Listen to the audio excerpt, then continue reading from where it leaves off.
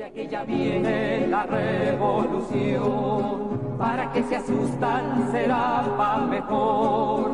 Es el pueblo entero el que ya está gritando, ¡viva la revolución! Iranian nuclear weapons development. They have turned the island into a communist hellhole. The experiment in Venezuela has failed completely.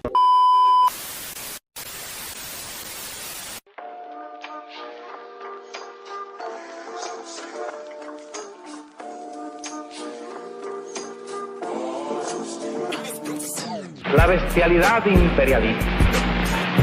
Bestialidad que no tiene una frontera determinada ni pertenece a un país determinado. Bestias fueron las hordas hitleristas, como bestias son los norteamericanos hoy, como bestias son los paracaidistas belgas, como bestias fueron los imperialistas franceses en Argelia. Porque es la naturaleza del imperialismo la que bestializa a los hombres, la que la convierte en fieras sedientas de sangre que están dispuestas a degollar, a asesinar, a destruir hasta la última imagen de un revolucionario, de un partidario de un régimen que haya caído bajo su bota o que luche por su libertad.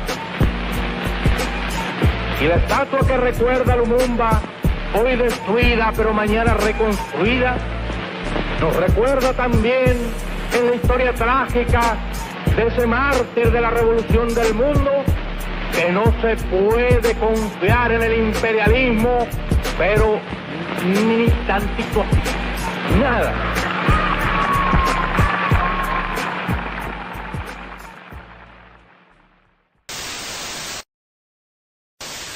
Good morning, America. I'm Charles Gibson. I'm Diane Sawyer, and it's Tuesday, September 11th, 2001. It is lunchtime in London, 5 a.m. in Los Angeles, and 8 a.m. here in New York, live from the CNN Financial News headquarters. It is beautiful outside, perfect September day with lots of sunshine. Oh, would you look at Washington, huh? I'm going outside today. Other than that, it's kind of quiet around the country. We like quiet. It's quiet. It's too quiet. Number two. Yeah.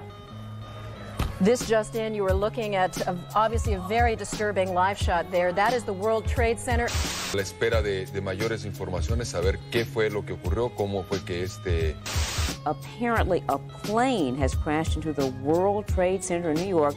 現在私、貿易センタービルから1キロほど北にあります国連本部の It does not appear that there's any kind of an effort up there yet. Now remember, oh my God. That looks like a second plane. Has just I did not see a plane go in. That just exploded. We just saw another plane coming in from the side. You did. I did. That was out of Yes, and that's view. the second explosion. You could see the plane come in just from the right-hand side of the screen. So this looks like it is some sort of a concerted effort to attack the World Trade Center that is underway. Running away very, very quickly. There are more explosions further down the building. This is so shocking, of course, to everybody watching. I've never seen anything like it. It literally blew itself into World Trade Center. The building's exploding right now. You got people running up the street. David, we're going to cut you off. President Bush is speaking. Today, we've had a national tragedy. Two airplanes have crashed into the World Trade Center in an apparent terrorist attack on our country. The search is underway for those who are behind these evil acts. I've directed the full resources of our intelligence and law enforcement communities to find those responsible and to bring them to justice. We will make no distinction between the terrorists who committed these acts and those who harbored them. I appreciate so very much the members of Congress who have joined me in strongly condemning these attacks. And on behalf of the American people, I thank the many world leaders who have called to offer their condolences and assistance. America and our friends and allies join with all those who want peace and security in the world. And we stand together to win the war against terrorism. U.S. warships and planes. There were F-117 stealth bombers involved. launched the opening salvo of Operation Iraqi Freedom. The attack came in waves, cruise missiles, followed by the F-117 stealth bombers with so-called bunker-busting bombs. Their target, a bunker believed to be sheltering what are called top leaders of the Iraqi regime. Now, this is what it looked and sounded like in Baghdad. It was this short, and this is what happened.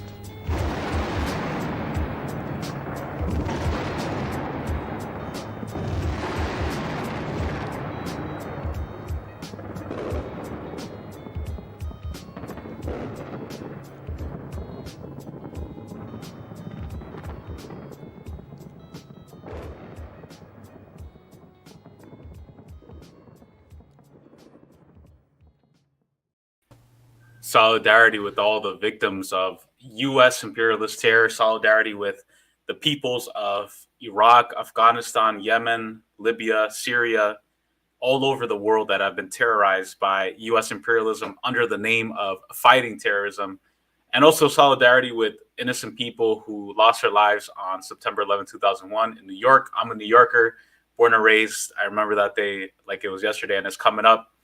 And my condolences goes out to people in the U.S. and around the world who are victims of U.S. imperialist terror. And today we're going to discuss just that. What's up, everybody? Welcome to episode 90, Unmasking Imperialism, Exposing Imperialist Propaganda in Mainstream Media. And today we have a very controversial topic. A lot of people have been hitting me up already like, oh, man, you're going to get, you're so crazy. Was 9/11 a false flag attack? This is a question that I think a lot of people should be asking. It's an important question to ask. And if you're, first of all, I just want to say before introducing our guests, I just want to say that before anything else, I do want to say from the get that I do believe 9/11 happened. I do believe people died, innocent people died on both sides. I do believe that everything happened. Now, why it happened and some of the logistical stuff, this is what we're questioning, especially when it comes to who profited from this. But this is where we're discussing exposing inconsistencies in the mainstream media narrative of the September 11th, 2001 attacks. During today's episode, we raise important questions about 9/11. Who was really behind the attacks? Why did Building 7 collapse? Are the official explanations for what happened even possible? Who benefited from the decades of U.S. imperialist war that followed the attacks? And of course, was 9/11 a false flag operation? What is a false flag operation? We also discuss mainstream media's demonization and even the left-wing demonization, and I'll include that as a left-winger myself, the demonization of so-called conspiracy theories and why people are so scared to ask these questions and why they attack anyone who questions these official narratives. And joining me today, you all know him, you all love him, you all follow his amazing channel, Compañero Franco, independent political commentator and analyst, the host of Franc Analysis, where he analyzes news and politics to explain how it affects us all. One of my favorite channels. Please subscribe to his channel. Link is in the description. I love his channel because it's a honest and frank conversation. No filters, no hustles for money, no NGOs. An amazing channel. Thank you so much for joining, Franco. How's everything going, man? Thanks, Ramiro, for having me on. I always have a blast when I'm on your show. Same thing when you're on my show. What's going on, everybody? Thanks for being here, joining us. And it's funny that you bring up controversial. I guess it's controversial among the elite class or some of the more indoctrinated people, but I didn't know that it was such a controversial thing within the left or anti-imperialist until I started paying attention a little bit more, because 9/11 was like many years ago, and when I first started getting more into politics, that was more so during 2016, then I got more into it during 2019, 2020, so it was more focused on the elections and focusing on what was happening at that moment. But when I started getting more into it, getting more familiar with some journalists, and what people's takes are on 9/11, because every time the anniversary hits, more people start talking about it. And I see, there is still some people on the left and journalists and commentators that don't think that there's any possibility that this could have been an inside job from the government. But I think what opened my eyes like it was a long time ago. Like when I was still like in high school, I had a friend that introduced me to Immortal Technique. And when I listened to those lyrics when he was talking about 9/11, how the weapons were sold to bin Laden, it was an eye-opener for me. I didn't find it far-fetched. I mean, I don't know what it was back during those times, why it wasn't far-fetched for me to believe that something like that would have been done by the government. But I don't know. I guess seeing how there was like a lot of unfair things, seeing how just I don't know what it was, man. Seeing the way that these characters like George W. Bush and Dick Cheney behaved when I would see them on TV, I wouldn't see them as trustworthy. And I always felt like authority had to be questioned. But yeah, the more I learned about it, the more that my thoughts about this were confirmed. I mean, I guess we're going to dive into those pieces of evidence of how this may have been an inside job. For sure, man. No, thank you so much. I totally agree with you. By the way, shout out to everybody who's watching, listening to 31st Century Socialism, to Glory Jones, to Eric Berkeley, to everybody who, to the compañera Amanda in SoCal, everybody who's watching, listening. If you have any comments or questions, or also in the chat, go ahead and write what you were doing that day and how 9/11 played a role in shaping your political views. I'll just quickly share what I was doing that day and how it shaped my political views. I'm sure, and then I'll ask Franco as well. For me, I think 9/11 was, I was 10 years old. I was, so I'm 30 right now. I was 10 years old. I was living in New York. I'm born and raised in New York. And I was in 5th grade. I was in PS 90 in Queens. And this was like the first week of school. And the 5th grade, 9/11 happened. I remember we were in class. It was like 8 or 9 a.m. By the way, not to creep anybody out, but we started this live at 9:11 p.m. Yeah, that Eastern. was crazy. No coincidence. Me and Franco were just talking about some other stuff. And then I was like, all right, let's go live. Cool. And then exactly at 9/11. So no coincidence, no Illuminati or anything like that. But that I found that kind of eerie. So that day, 5th grade, it was crazy because I remember over the loudspeaker, the principal was like, everybody go under your desk. The World Trade Center is being bombed. We don't know what's going to happen. Like they were scaring the crap out of it. And I remember very clearly that day, everybody was saying bombed, bombed, bombed. And we got out of school early that day. My mom picked me up. She took me to this little deli bodega on the corner called Victor's, and where I used to get sandwiches like every day. And I walk into Victor's with my mom, and I see on the TV screen like everything that's going on, the Twin Towers. I was like, holy crap. I was in the 5th grade. Like I hadn't seen anything like that. You know, my dad, I was worried because my dad worked in downtown Manhattan, Lower East Side. And I was like, I hadn't heard from him. Back then there was no cell phones, you know? So he just, when he got home, he got home like 11 p.m. that day. So we didn't know where he was for hours. I remember the cloud of smoke everywhere, the smell of death in the air. So I saw it, like it is real, you know, and I mourn the loss of everybody who was a victim of that. In terms of shaping my political views, it actually led me to communism. That's the ironic part. It led me to, because as I saw that happen, I've shared this before, there was a Indian kid in my class who had just moved from India, and he was Sikh. He had a turban, Sikh or Sikh. He had a turban, and the Sikhs obviously had nothing to do with 9/11. Neither did Muslims, by the way. And yeah, exactly. And we'll get into that too. But he had a turban. So in the media, mainstream media, who are they showing every day? Osama bin Laden, who wears the turban. And I remember, like in the weeks after 9/11, he was getting bullied, and that was actually my first fight in the 5th grade, because he sat next to me and we became friends. He barely spoke English. My English wasn't too good because Spanish is my first language, and that was actually my first fight, defending him, fighting alongside him against these other kids in my class who were just saying fucking like fucked up shit, taking off his turban, and then that led me to anti-imperialism, to anti-racism, and just to question the mainstream media narrative. So that actually helped bring me to socialism and communism. So it was a big surprise to me when a lot of Western leftists were scared of even asking these questions. But what about you, Franco? What were you doing that day, and how did it shape your political view?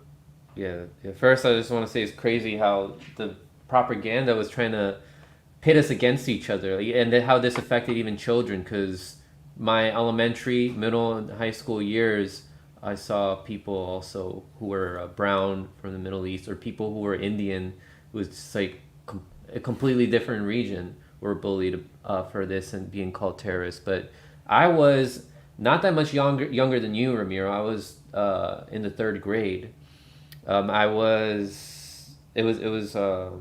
There was people leaving early from class, and the teacher didn't really want to tell us why, because I guess they thought that it was too sensitive, and some of us were going to be like crying if we heard this, like what exactly was happening. But every like 5 minutes there was like an announcement. It's like, so and so, your parents are here to pick you up. So and so, your parents are here to pick you up. And then they're like, yeah, we're gonna have a half day today, so your parents are all on the way to pick you up. And then I guess there was one student that knew what happened, I guess because he probably saw the news before he went to school, and then he just told us what happened. And then when we were walking home, like my mom was just talking to me and my sisters more about what happened. But yeah, the way that this affected us after that was, yeah, like you mentioned, there was a lot of bullying happening against people who were Muslim or just brown, calling them terrorists, similar to how there was bullying on Hispanic people too, telling us to like mow their lawn and stuff like that, calling us all Mexicans. And yeah, I mean, like I mentioned earlier, that it wasn't really surprising to me when I heard Immortal Technique talking about what, like all this stuff that the mainstream media wasn't talking about, the events and the connections with the government and intelligence with Osama bin Laden. And I would also think, like, how is it that one guy and his, like, the people that worked under him were able to outsmart the United States intelligence and all the security that they have in Washington, D.C. And in New York? I mean, those are two very advanced cities. But then when I further got into, like, politics, I read some books. It's no surprise that the two countries that benefited the most from this were the United States and Israel. Which was advanced in security technology, and yeah, I mean, they benefited a lot financially from it. And I guess we're gonna go into some of these videos and see how they were tied to this as well. Most definitely, and you hit on something very crucial.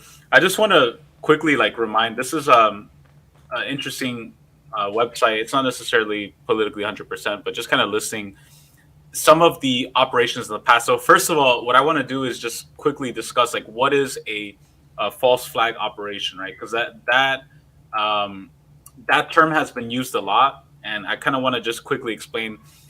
False flags are sneaky political intelligence or military operations designed to shift blame. They date back to the 16th century when pirates hoisted someone else's flag, intending to confuse and blame their crimes on others. So basically, in essence, it comes from the era of the Armada, especially in the conflicts between the Spanish and the English navies. And they would use, the English pioneered this shit to the max, where they would use the flags of other countries aside from England, and have Spain engage in war with other countries and then attack Spain. So it's basically something happened. False flag is not that it didn't happen, right? It did happen, but it just shifts the blame and responsibility, because you need to sell war, right? Because here's the thing, guys, in order to invade and attack the Middle East, which the U.S. has been wanting to do and has been doing for decades, you need to buy people into it. You can't just go in. You need a narrative. You need to build a story and a plot in order to do that. And in order to do that, you have to use emotions. You have to use fear. You have to use manipulation. And the U.S. imperialist government has done a very good job at that. So Operation Northwoods, the U.S. military devised a plan intended to provoke war with Havana and get rid of Soviet ally Fidel Castro. Plans were drafted in the 1960s to create chaos in U.S. cities. By the way, that involved bombing and hijacking planes from Miami and blaming it on the Cuban Revolutionary Government. Operation Northwoods included a plot to target an empty U.S. ship in Guantanamo Bay and blame it on Havana. There was also In Iran, Operation TPA-JAX, the U.S. hoped to undermine the Iranian government in 1953 of Prime Minister Mohammad Mossadegh, which actually overthrew as part of a CIA operation. And one of the tactics reportedly used in Operation TPA-JAX was to carry out attacks on mosques, which would be blamed on Iranian communists loyal to the government.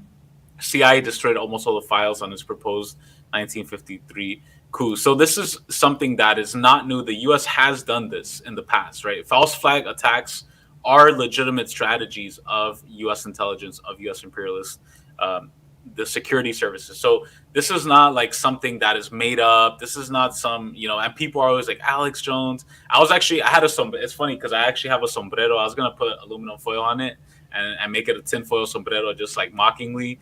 But that's the thing. Like they prop up people like Alex Jones or other people and say, oh, you're a crazy conspiracy theorist if you bring up Operation Northwoods or Operation Paperclip. And so I just wanted to lay that foundation to say, yes, the U.S. has done this in the past. Why would they stop in the 20th and 21st century? So, that's something that I just wanted to mention. One thing I wanted to ask you, Franco, is like, before I get into some of the clips that talk more specifically about 9/11, why do you think so many people, in particular, talking within our community, within the progressive left or the independent media sphere, why do you think so many people are scared to even touch this topic or question things?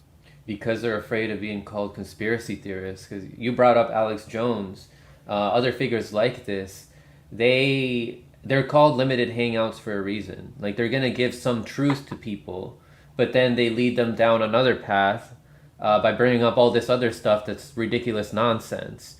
So they just don't want to be associated with that. But we have to point out the evidence and call it for what it is and let other people know if they are calling us conspiracy theorists or it's saying that we're repeating the same thing as figures like Alex Jones are, is we have to tell them they're there to give people some truths but then lead them down the wrong path.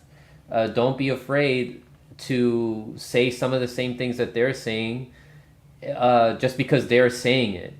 Like if Alex Jones says, oh, the sky is blue, are you going to say, oh, the sky is not blue because Alex Jones said the sky is blue, therefore it's not blue? No, I mean, not every single thing that they say is going to be false. So it's really hard for indoctrinated people to not be indoctrinated anymore. Like it's been ingrained in people's heads ever since they were children to think a certain way. I mean, that's just the power of propaganda.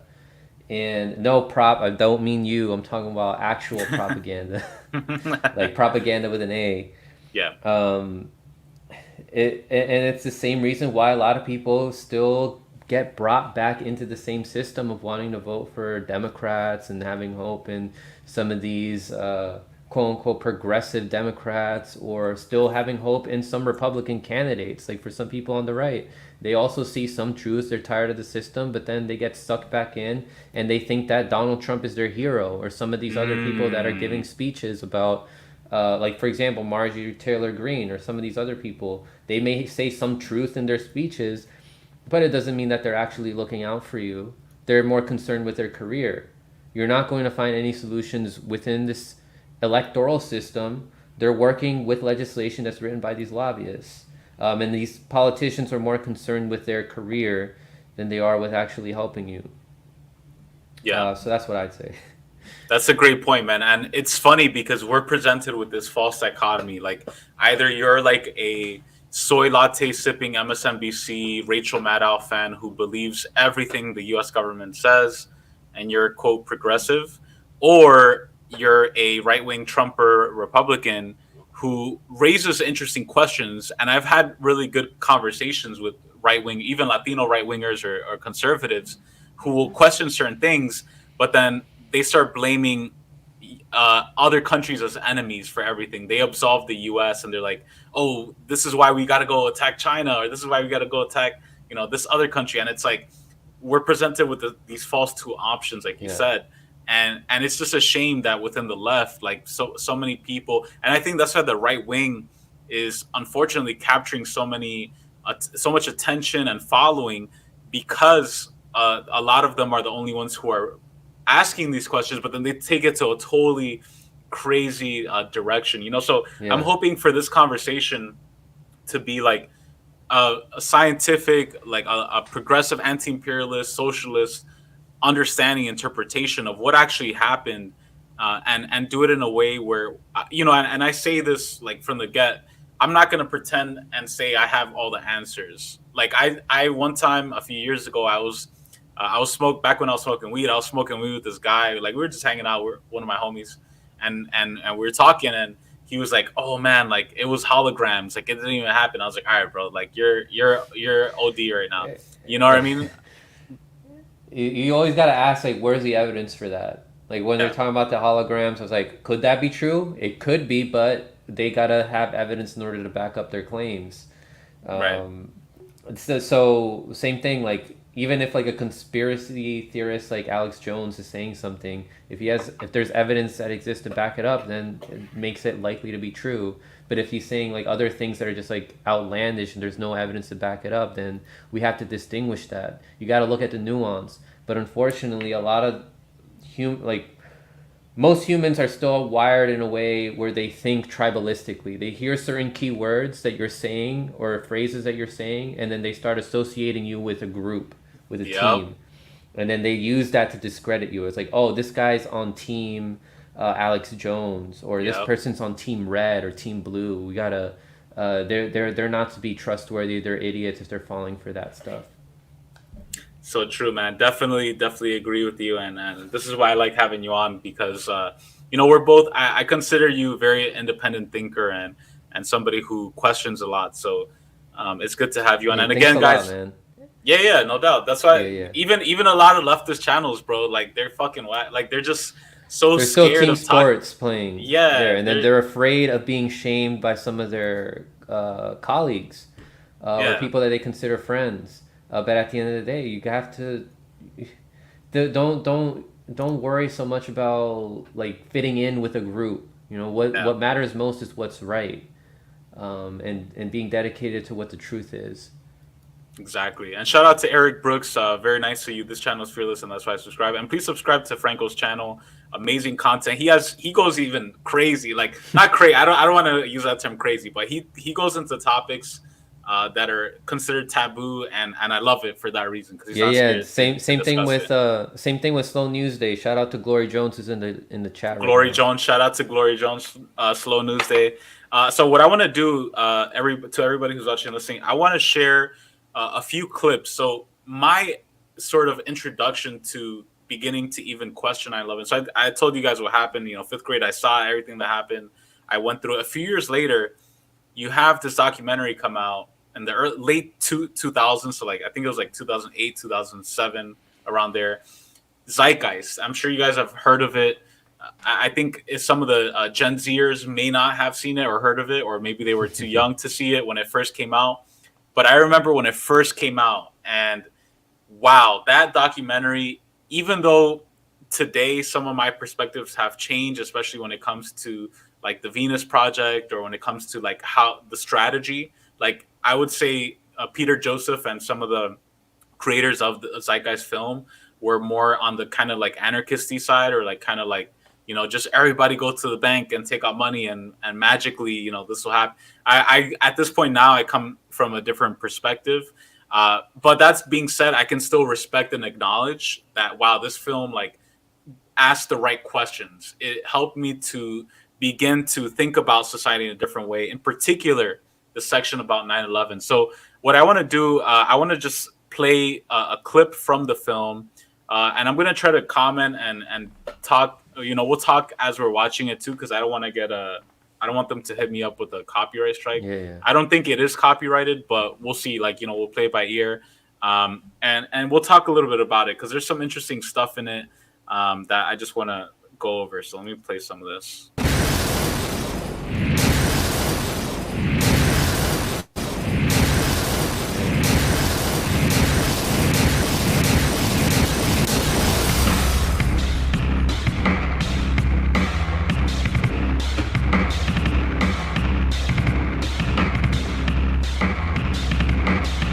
As if a demolition demolition team set off when you see the old demolitions of these old buildings? It looks like one of those scenes of an old building being purposely dynamited and blown up. Anybody who's ever watched a building being demolished on purpose knows that if you're going to do this, you have to get at the under infrastructure of a building and bring it down. The way the structure is collapsing, this was the result of something that was planned. It's not accidental that the first tower just happened to collapse and then the second tower just happened to collapse in exactly the same way. How they accomplished this, we don't know. The building collapsed to dust. You don't find a desk. You don't find a chair. You don't find a telephone, a computer. The biggest piece of a telephone I found was half of the keypad, and it was about this big. What happened to the concrete? The concrete was pulverized from river to river. There was dust powder 2-3 inches thick. The concrete was just pulverized. Reminiscent of those pictures we've all seen too much on television before, when a building was deliberately destroyed by well-placed dynamite to knock it down. If they had detonated, they were planned to take down a building. Boom, boom, boom, boom, boom. I heard a second explosion. There was a heavy-duty explosion. Then there was some secondary explosions and then subsequent collapses. An explosion blew and it knocked everybody over. To me, So I'm just going to pause it real quick. So a lot of people are saying, they're saying they've heard multiple explosions, right, from the bottom, from the basement. And these are key witnesses. These are interviews that were happening live, right? So there's no editing. There's no, that was happening live. So what are your thoughts on that, Frank? Yeah, it's so many people that were saying that at the time, and then they don't get played again later on by the mainstream media. What else? There's like buildings don't fall like that. Like there's an explosion from the ground. Like if an airplane hits, why would the building fall unless the plane like falls down? But is there evidence that the building actually fell down? I mean, we'd have to look at some evidence from physicists or other people, some engineers, to explain if that's actually possible. But from what I've heard, engineers say that it's not likely that buildings could have fell like that just because a couple planes hit. Yeah, no, most definitely. I'm gonna play some more. That's a great point. Sounded like an explosion. It sounded like gunfire. Bang, bang, bang, bang, bang. And then all of a sudden, 3 big explosions. We heard a big explosion coming down. And then the entire top of the building just blew up. We saw some kind of explosion. By the force of the explosions. Big explosion. Blew us back into the 8th floor. Then we get to the lobby. This is a big explosion. The lobby looked as though a bomb had exploded there. A huge explosion now, raining debris. It's been a huge explosion. Huge explosion that we all heard and felt. We just witnessed some kind of follow-up explosion. We heard a very loud blast explosion. A secondary explosion at Tower 1 camp. That is another bomb going off. He thinks that there were actually devices that were planted in the building. Planted in the building.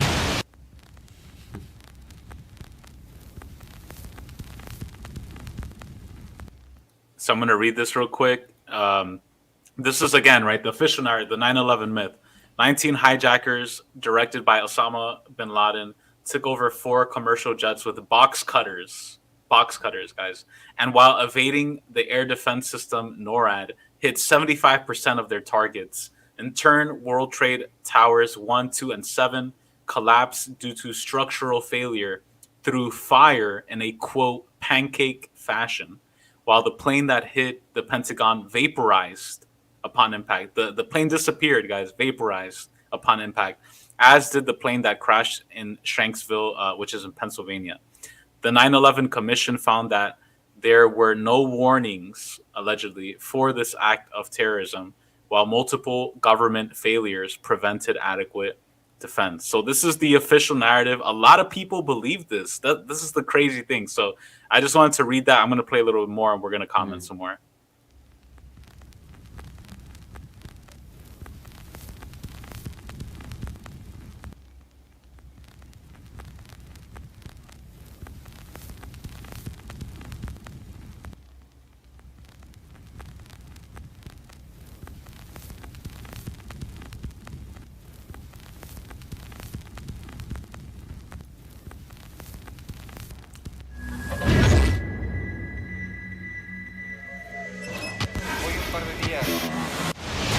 don't think anybody could have predicted that they would try to use an airplane as a missile, a hijacked airplane as a missile. Nobody in our government, at least, and I don't think the prior government that could envision flying airplanes into buildings.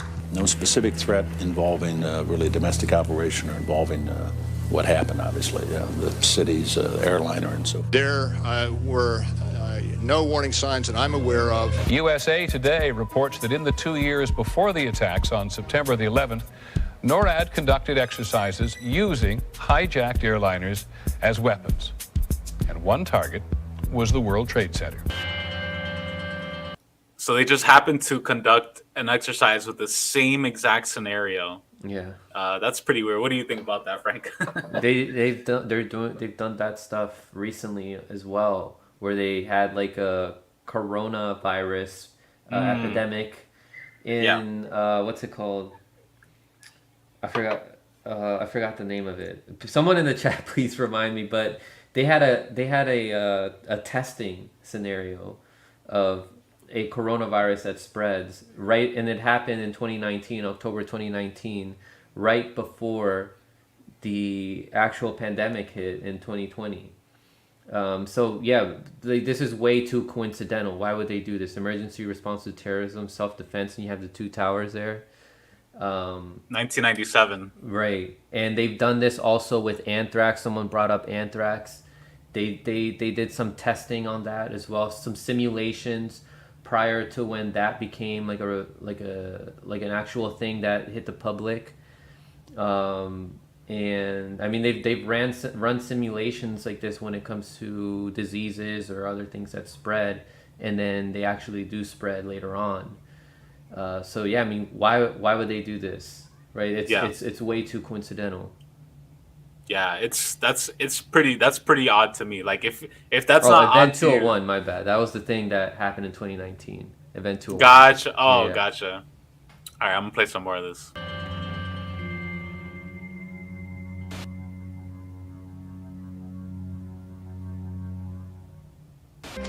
In confidential documents from the Philippines obtained by CNN, the plan was clear. He will board any American commercial aircraft, control its cockpit, and dive it at the CIA headquarters. Other buildings targeted the Pentagon and the World Trade Center.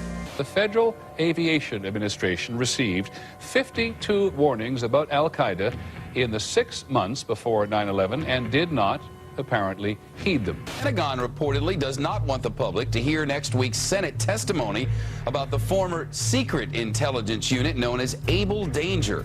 And it identified Mohammed Atta and 3 other 9/11 terrorists as members of an Al-Qaeda cell in Brooklyn, New York, more than a year before the attacks. We found 2 of the 3 cells which conducted the 9/11 attacks. Lieutenant Colonel Tony Schaefer, who was the first member of Able Danger to go public, has now been told in writing by the Defense Intelligence Agency that he can't speak to members of Congress or their staff without prior approval. This is an attempt to prevent the American people from knowing the facts about how we could have prevented 9/11, and people are covering it up today. Security and counterterrorism was blinking red, in the words of George Tenet, that the Says at least 12 countries warned the U.S. regarding intelligence about an imminent attack on America. warnings of an imminent attack were so severe that something dramatic should have been done. It was unparalleled. Instead, our president went on a month-long vacation. So interesting stuff. One thing I just quickly want to address. You'll notice that some of the commentators and the people in that video clip were right-wing. Like you have Lou Dobbs and other people. Don't just look at the person and what they're saying, just like what Franco was saying earlier, right? Don't just like focus on, even if you're a Marxist, don't just focus on the form don't just focus on the appearance, focus on the essence of what they're saying. Mm-hmm. It doesn't mean they're necessarily good or bad. Like, I think we have to get out of this mindset. Oh, you're a communist, so everything you say is true, or you have a different political view, everything you say is wrong or incorrect. And I want people to really start thinking about this, because this is crazy. There's a lot of crazy stuff in that. What are your thoughts on all this, Franco? Yeah, for sure. Don't focus on so much on who's saying it, but what's being said and what the evidence says. That's what's mainly important.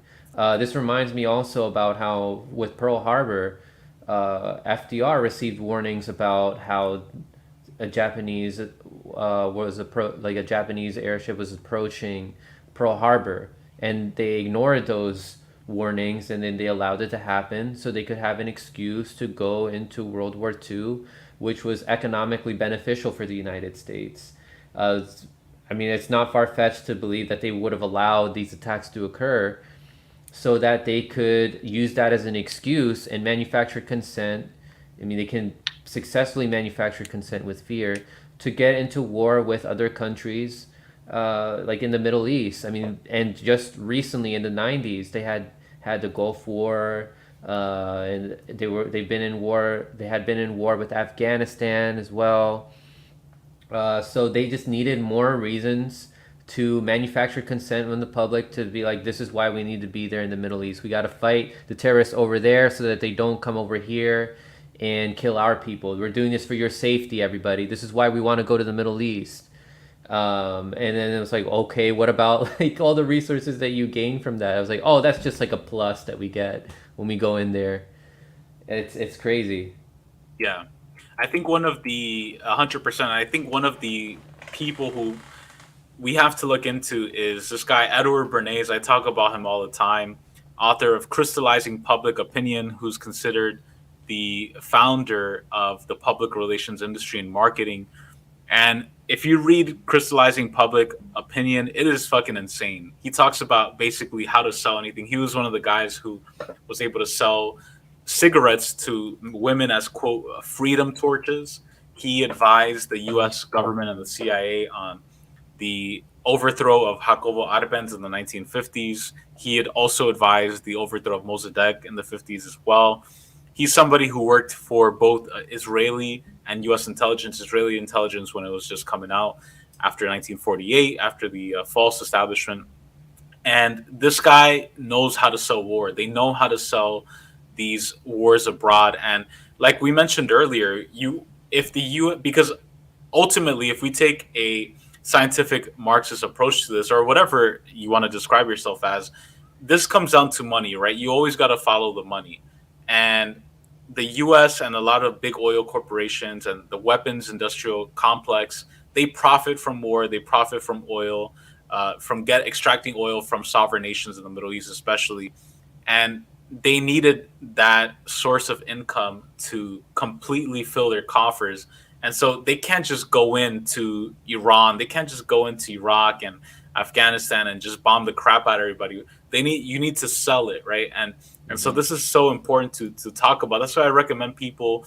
One of the most interesting things you can do is read a marketing book. You'll find like there's so much information there about propaganda and how to sell war, how to sell products, and war is like a product in many ways.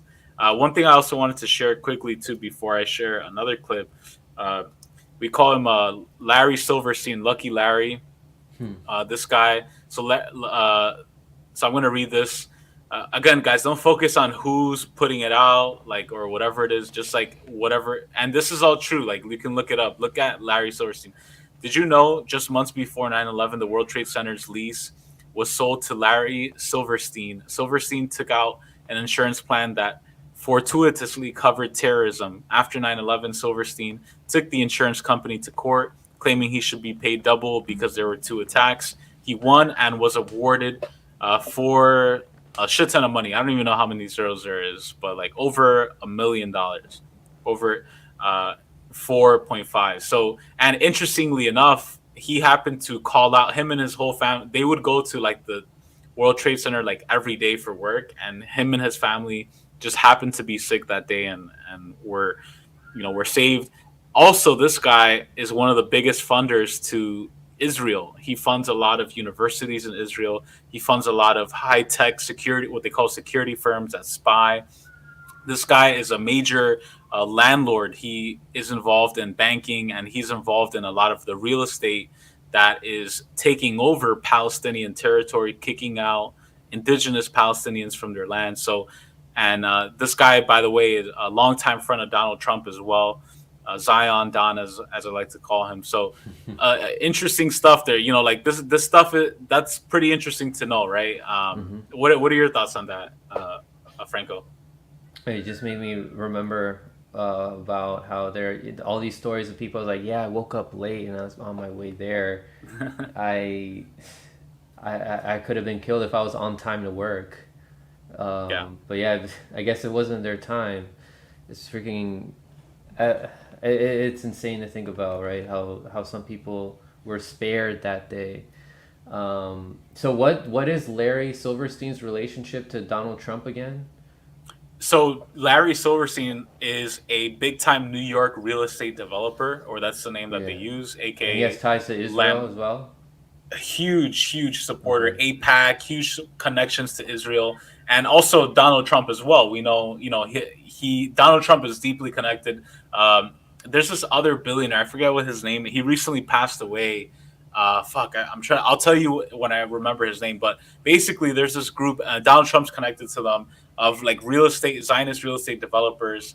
A lot of them invest in the settlements in Israel. A lot of them invest in quote unquote security technology and spying networks that are used by the IDF and Mossad. Larry Silverstein, and he kind of just disappeared off the face of the map after 9/11.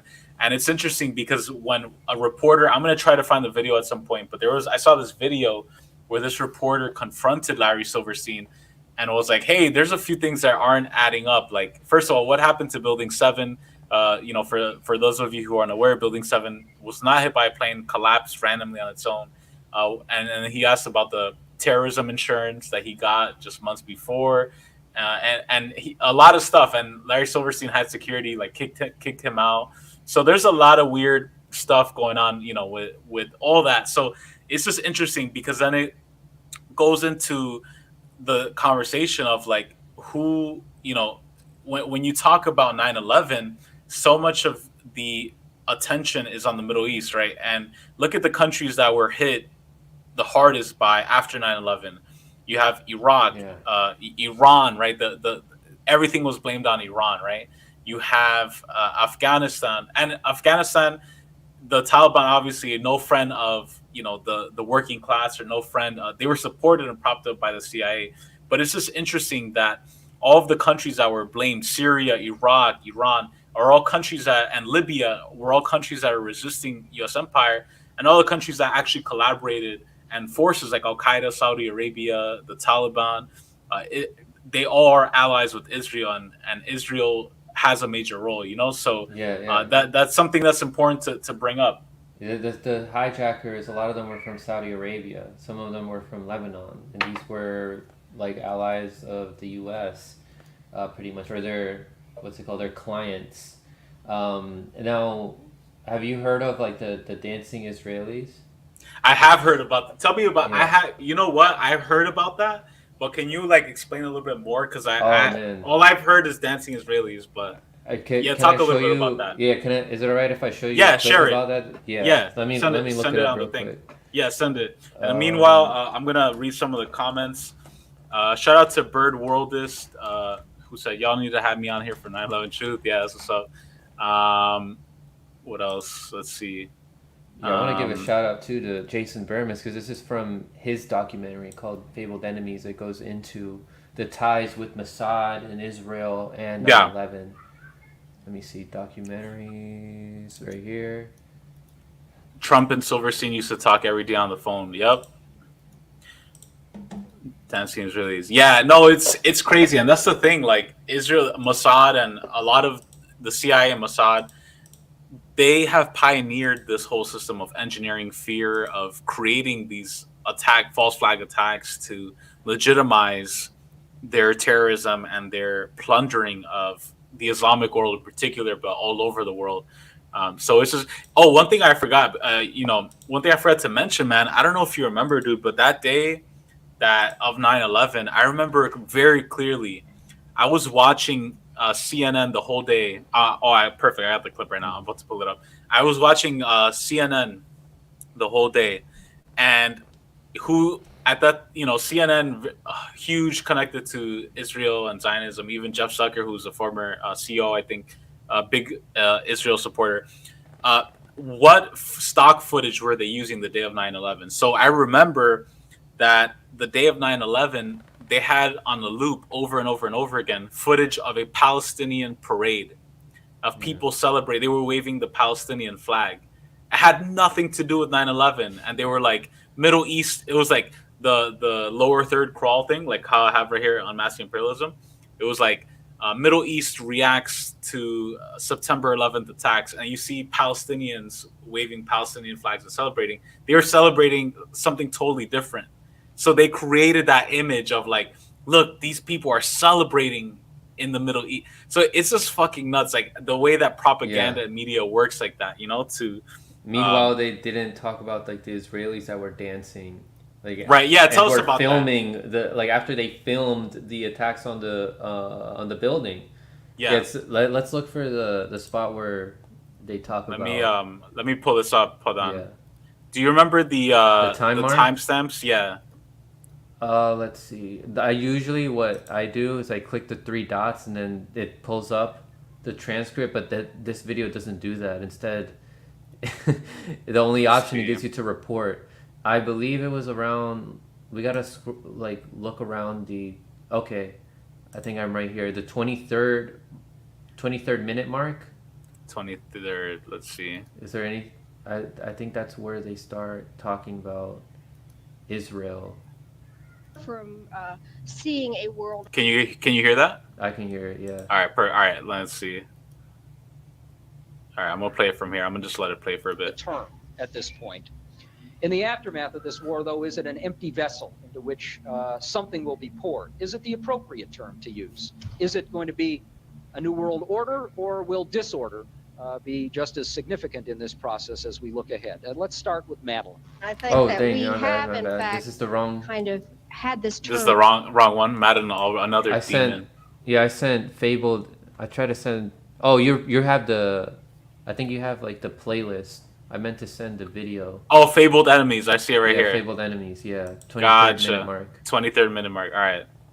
Let's pull this up. People, by the way, I bet you there's some person out there who's like, oh my God, they're so fucking dumb and conspiracy. I believe everything MSNBC says, but you're at the wrong place, man, if you have that opinion. All right, let me play a little bit of this.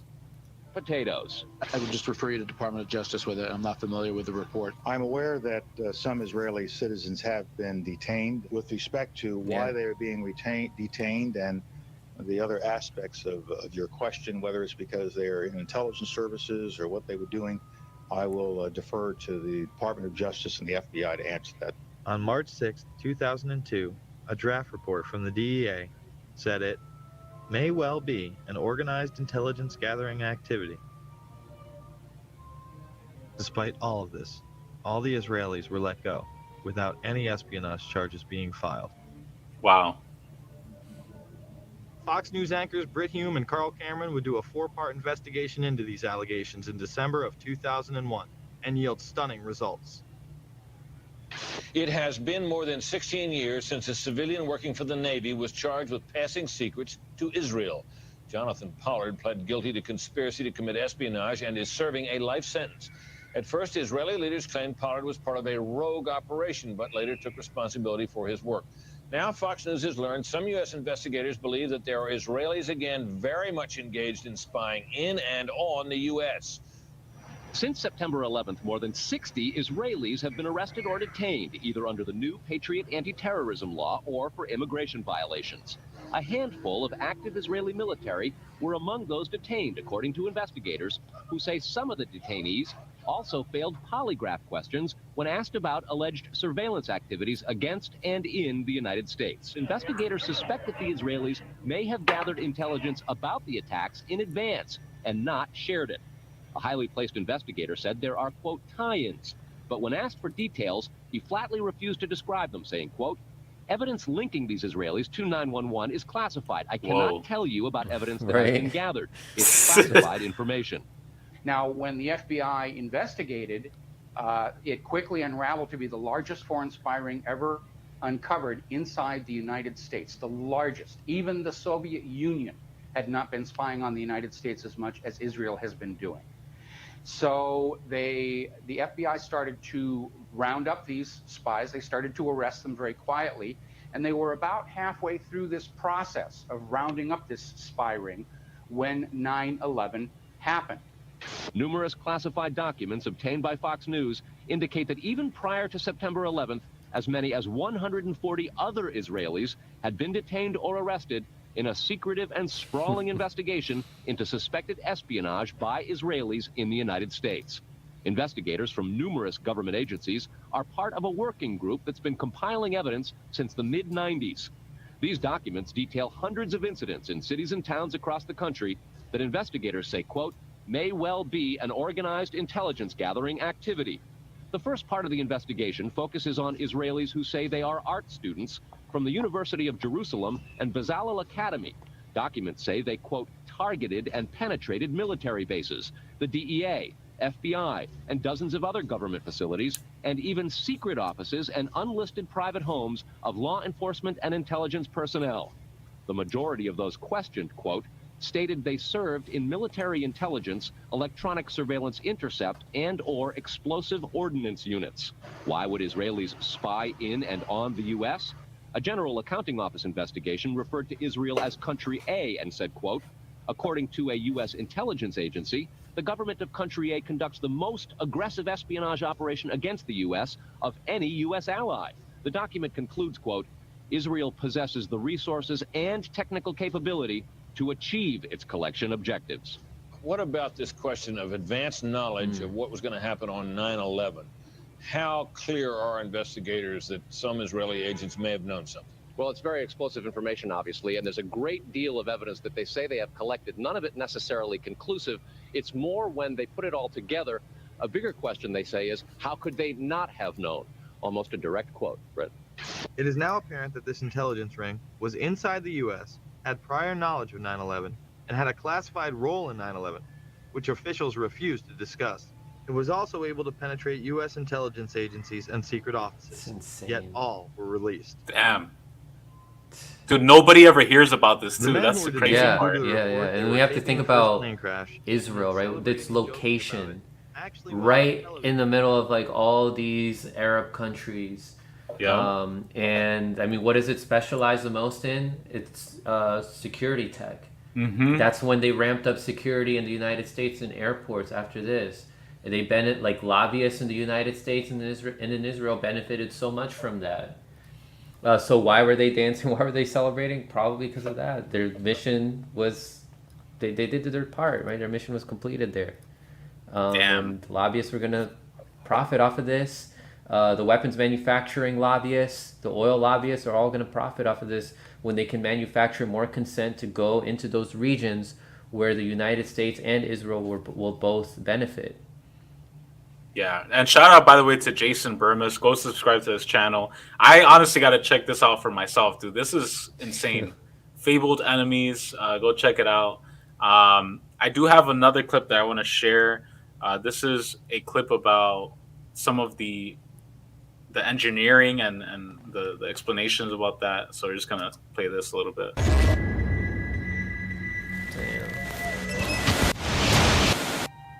Pancake theory, according to which the fires, while not melting the steel, heated it up sufficiently to cause the floors weakened by the airplane strikes to break loose from the steel columns, and this started a chain reaction. So you would expect then from that theory, which is the official theory, to see a whole stack of floors piled up on top of each other and then a spindle of core columns standing too. The core of each of the twin towers consisted of 47 massive steel columns. If the floors had broken loose from them, these columns would have still been sticking up into the air 1,000 feet. The plane did not cut all those core columns. We designed the buildings to take the impact of the Boeing 707 hitting the building at any location. The building probably could sustain multiple impacts of jetliners. That the plane flew straight into the building. Through him, right. Yeah. So you're saying that the building was actually designed to cope with a hole like that and still survive? Yeah, it was. If you had dropped, say, a billiard ball from the top of the World Trade Center, 110 floors up there, it would have taken 8 to 10 seconds to hit the ground, encountering no resistance whatsoever. The Twin Towers came down in nearly free fall speed. 200,000 tons of steel shatters and explodes outwards over 500 feet. This means that floors shattered at an average rate of about 10 floors per second. 10 floors per second, guys. that a fire shattered 10 floors per second. There is no scenario for a pancake effect of buildings falling that allows them to fall at the rate of free fall. Now, what can do that? What can move mass out of the way? Explosives.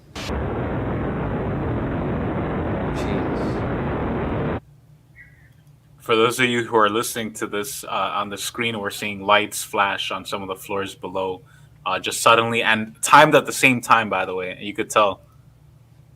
47 huge steel columns going up the core. They're interconnected.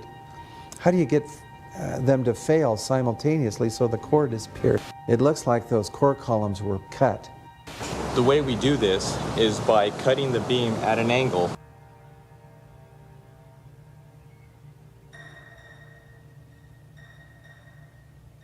Crazy.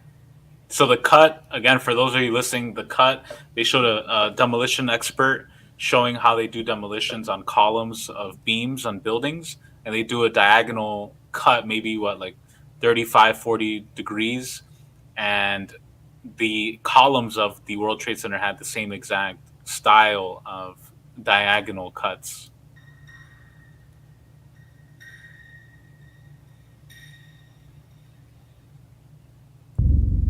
I started looking at the molten metal. All three buildings, both towers in the rubble, in the basement areas, and building 7, there's these pools of molten metal. It says for well over 6 weeks after the collapse, hot spots of over 2,000 degree Fahrenheit were documented in the debris. So over 2,000 degrees Fahrenheit. That's over 200 degrees Fahrenheit hotter than jet fuel can burn in the most controlled conditions. Get down below and you'd see molten steel. Molten steel running down the channel rails. Like you're in a foundry. Like lava. The molten steel was found 3, 4, and 5 weeks later, when the rubble was being removed. He said that molten steel was also found underneath World Trade Center 7. So I'm looking through the official reports. What do they say about the molten metal? They say nothing. Now, wait a minute. This is important evidence. So where'd that come from? Thermite is so hot that it'll just cut through steel, through structural steel, for example, like a knife through butter. The products are molten iron and aluminum oxide, which goes off primarily as a dust. You know those enormous dust clouds? You can imagine when you assemble these chemicals on a large scale. The headline says, active thermitic material discovered in dust from the 9/11 World Trade Center catastrophe. So, Professor Niels Harrit, you examined the rubble that came from the World Trade Center. What did you find in it? Well, in there we find remains of what we characterize as a thermitic material. And this is a very energetic material which can be used either for melting iron or it can be designed as an explosive. The evidence for controlled demolition is overwhelming. I've told you that the thermite reaction produced molten iron. Molten iron was in pools of molten. So I just gotta, let me take this down for a second, because hold on 1 second. Of course, got that notification, but we're still live. We're still good. Hold on. 1 second. I'm gonna put. Can you guys? You got a notification from YouTube? Yeah, I did. Ah. Yeah. Oh, good though. It'll Let's see. It'll come back once I stop playing it. We see the U.S.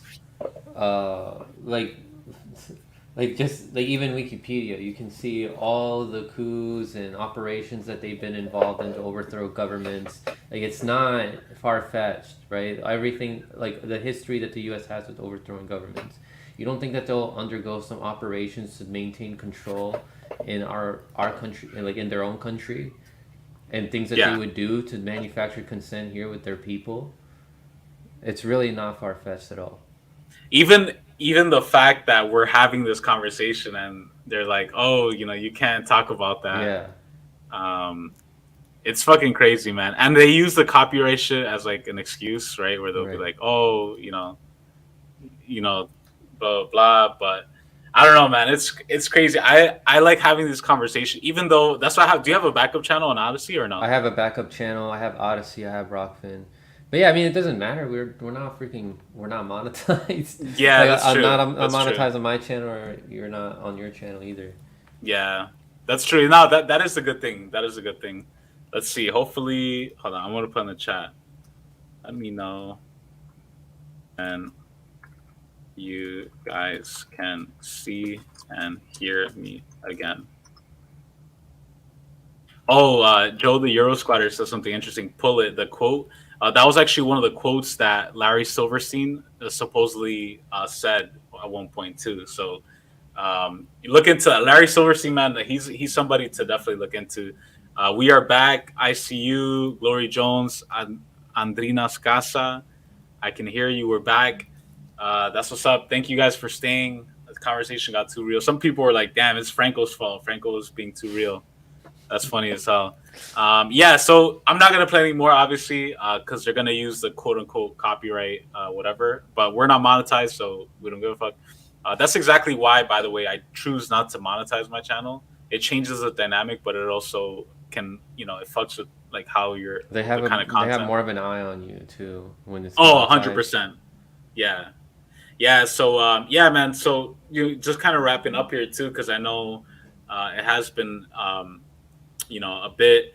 What are your thoughts overall on like what exactly happened on 9/11? Especially, we're talking a little bit about Israel. Do you think, first of all, that who was behind it, and what do you think? Like, do you think that it went in a direction that they lost control of it, or like, what are your thoughts overall? Like, if the U.S. lost control, like they didn't want it to be as bad as what ended up happening. Yeah, because like were there was there any infighting, you think, within the U.S. intelligence? Because like for factions? Yeah, because me personally, I get the vibe that like when these things kind of happen, it's not like everybody's in complete consensus and acts. There's different factions competing within each other that are, for example, in the U.S. government, the Zionist lobby is very big. There's also the more liberal democratic lobby that's Zionist, but there's also the neocon Zionists. There are people who are more in favor of using soft power versus hard power. So there's so many different competing factions. So like, what faction would you say of like the U.S. ruling class had the most knowledge of this or played the biggest role in this? The people that played the biggest roles here were most likely the Zionists, and seeing the role that the Israelis played as well, and how this benefited both countries, and with oil, security, the weapons manufacturing companies, the banks as well. And who truly owns this country, and you've talked about it on your channel, right? The Rothschilds, the Rockefellers, how they may benefit. So the way that what they wanted was probably like, all right, let's do something to manufacture consent with people, and then it didn't have to go exactly as how it went, but I think they probably did want some sacrifices. This is just my speculation, based on evidence that I've seen on how they operate, and I think the day that they chose may have been also on purpose, because some of the operations that the United States was carrying out prior to this, and the Jason Burmis documentary goes into it also. They were calling like Operation Virgo or something like that. Virgo season is right now. Virgo season is in 9/11. And what else happened in 9/11? Back in 1973. It was a big deal for the United States to overthrow Chile. Chile's president Allende. Chile was on the verge to become a country that can compete with the global north. They didn't want that. They wanted to have more control, and that's why they installed all the Chicago boys there. And what's that one guy's name? Pinochet?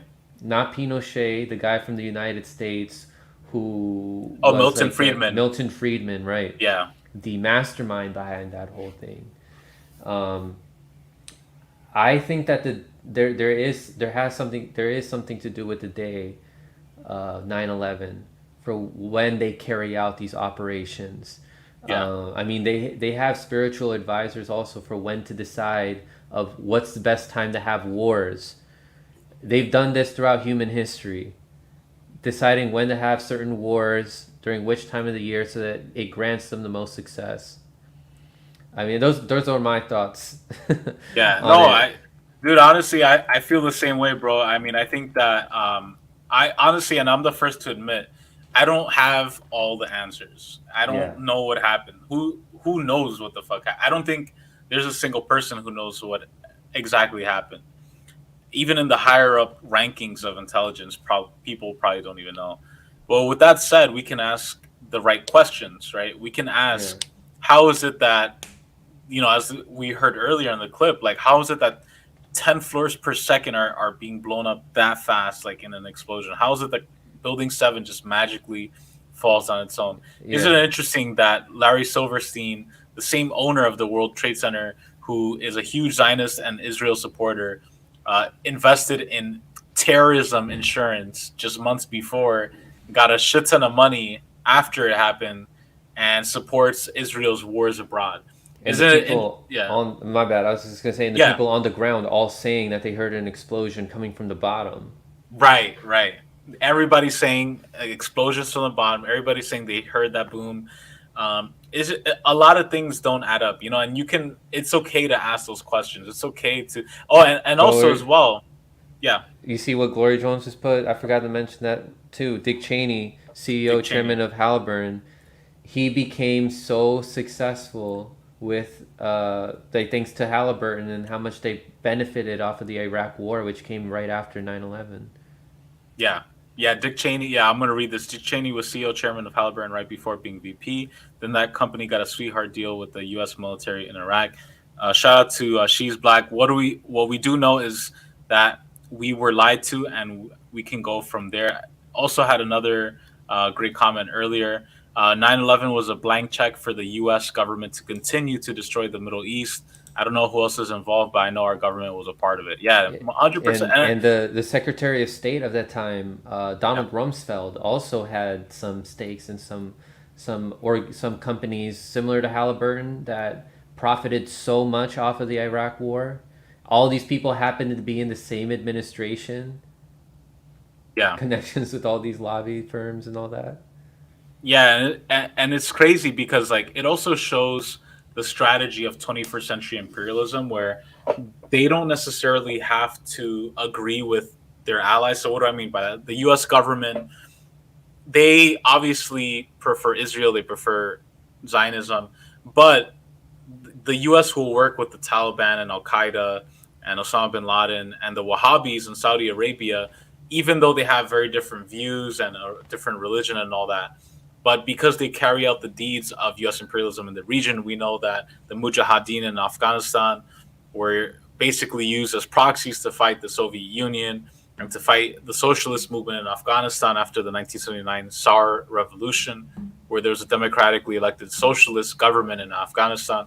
And these radical Wahhabis were financed and backed by the U.S., even going back to Lawrence of Arabia, this British colonizer who went to Saudi Arabia and wrote this book and started allying with a lot of the Wahhabis, who had a very ultra-conservative view of Islam that most Muslims disagree with, and for many years have been used as basically foot soldiers against anti-imperialist sovereign countries like Syria, like Iran, like ISIS, Islamic State. How interesting is it that Islamic State never once attacked Israel, right?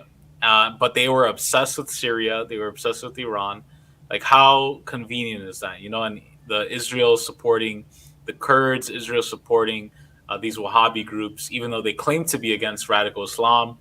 And they only ever talk about Iran being a number one supporter of terrorism, even though Iran does not support terrorism at all. If anything, Iran is defeating the terrorists in the Middle East. So it's just crazy, man. Just the levels of crazy. But any other thoughts on 9/11, especially like this year, you know, the anniversary is coming up, September 11th, and like, what kind of conversations do you have with people who just continue to buy the narrative? To be honest, I don't know anyone who still buys the narrative other than maybe my family, and they nothing will be new for them to hear from me at this point.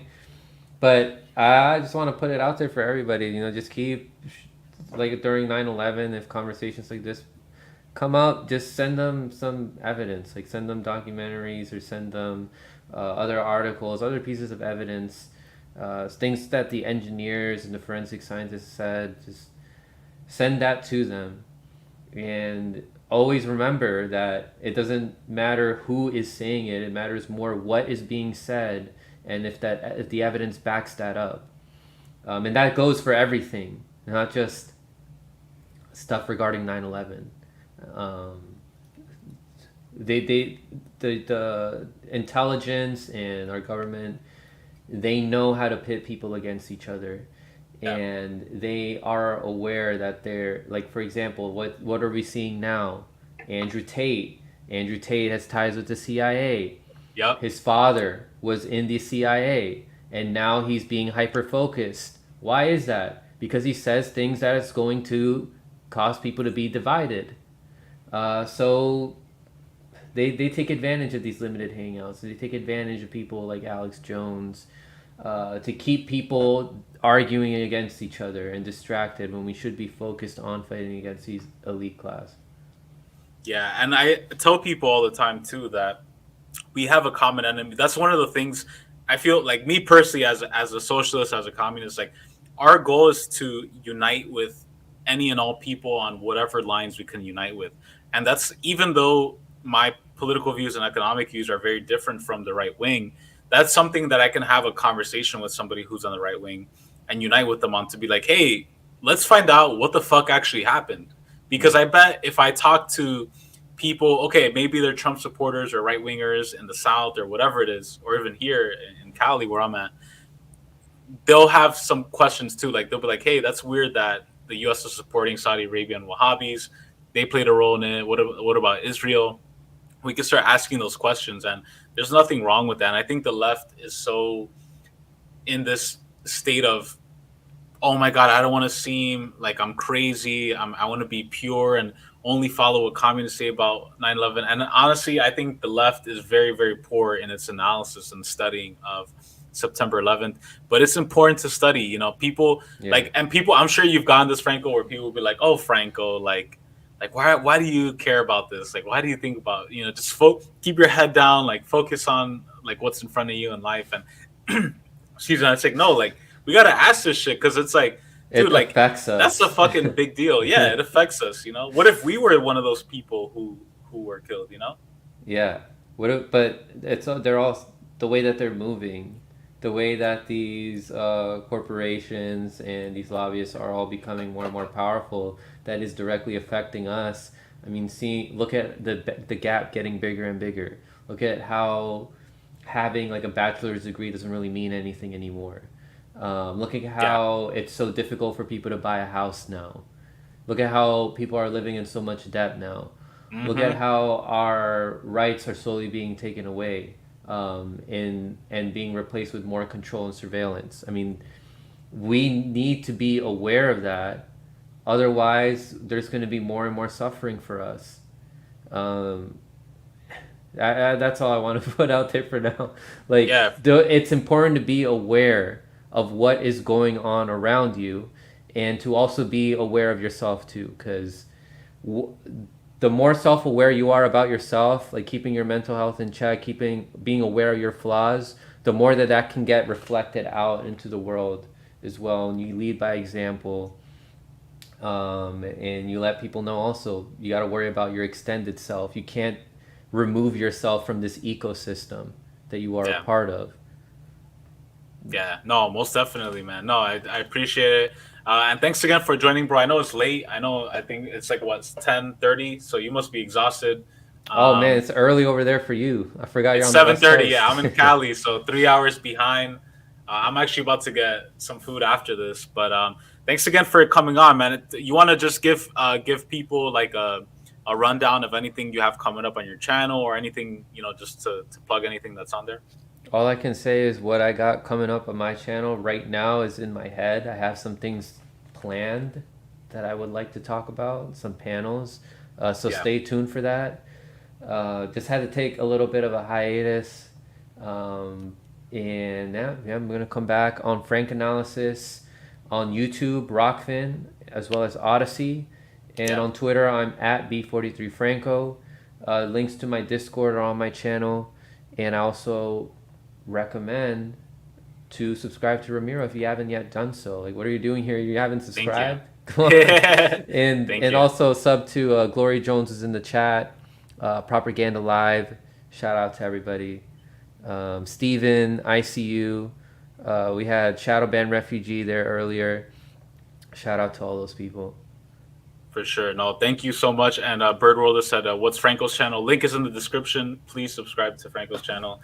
We got to do this more often, man. I excuse me, my fault. My girlfriend, my wife Ophelia made this lemonade, and it's like fucking up my throat right now. We got to do this more often, man. I love talking to you, and honestly, I enjoy talking to you and talking to people like you, because even though we come from certain views, or we don't necessarily pigeonhole ourselves within a particular perspective, and we go where the truth is, right? And I think, honestly, it comes really from your science background. Like, you do have a very impressive science background, especially, I think you were mentioning biology or chemistry. I can't remember exactly, but like that scientific understanding of like, we follow the scientific method, we follow the truth wherever it takes us, even if it's not our team, so to speak. So, I enjoy talking to people like that, and it's something that's really missing on the left, especially in this day and age of like, groups and people. And so, I really appreciate that, man. Thank you so much for coming on. Guys, please subscribe to Franco's channel. Shout out to everybody for watching and listening. Thank you guys so much. We're going to go out to some amazing music from one of my favorite groups, Dead Prez. Peace out, everybody. Have a great weekend, and take care. Peace out, Franco. Take care. Okay. And this right here is dedicated to all everybody who is against Obama's wars. Everybody who recognizes the United States is an imperialist warmonger. Yeah. Know that. All my soul. Hey, for sure. The cops stop you just because you black, that's war. Run you through the system for your prints, that's war. When they call my hood a drug zone, that's war. Slumlord charging you for rent, that's war. Why they so rich and we poor, that's war. If you young and black, you sell crack, that's war. The White House is the rock house, that's war. George Bush coming out his mouth, that's war. Chilling on the corner with your gang, that's war. Popo do the same damn thing, that's war. When they murdered Amadou Diallo, that's war. Marching in the streets is a strategy of war. Knowing self-defense is a strategy of war. Soldiers try to link with other soldiers in the war. Revolutionaries got to know the art of war. War, what about hip-hop? Use that. Matter of fact, fuck a rap battle. What about a gap battle? Let's take it to the beast and see which cat tattle. Is it Kiss versus Beans or P versus Hove? What about y'all real niggas against the 5-0? This is M1 DPs, don't you forget. Cause you can talk, but that don't mean shit. I ain't gotta pop your top to see where your brains went. This rap shit is way bigger than entertainment. It's the people versus the pigs when it all go down. It's not Pac versus Big, it's who's getting the power. And power ain't money, dog, it's self-determination. Like taking hot and making it the real people station, that's war. Know what I mean? Yeah. Rap war, whatever war. You live a fast life, more or less, more so, it's still war. Dead Prez, the people radio. Yeah. Get down, get down, get down. RBGZ, biatch.